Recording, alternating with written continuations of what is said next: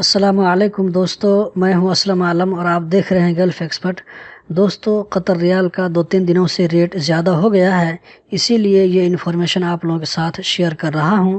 हो सकता है आप में से कोई भाई इस मौका से फ़ायदा उठा ले। अभी आपको स्क्रीन पर दिखाएंगे कि किस एक्सचेंज में क्या रेट मिल रहा है।